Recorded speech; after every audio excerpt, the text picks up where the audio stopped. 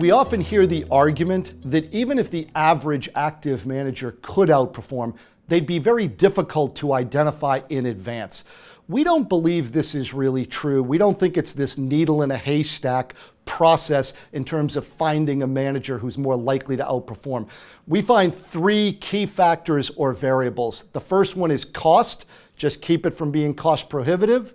The second one is active share. You need a portfolio that's active enough to overcome its expenses.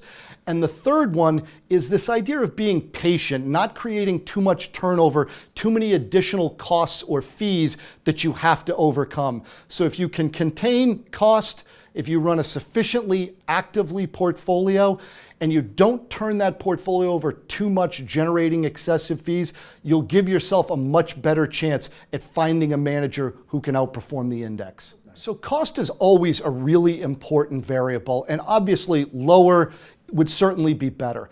But cost has to be put into a broader context. What investors should really care about is the value for what they're paying.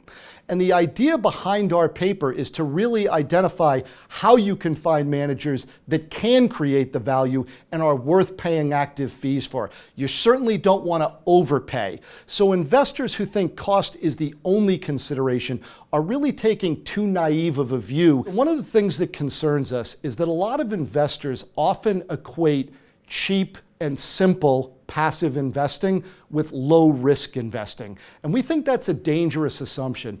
When you buy the index or a broad market, you're getting everything the market offers, both good and bad. In terms of active management, at least you have the option to outperform. It doesn't mean that all active managers will outperform or better manage risk, but it gives the investor an opportunity to outperform in those risky markets that passive really can't provide.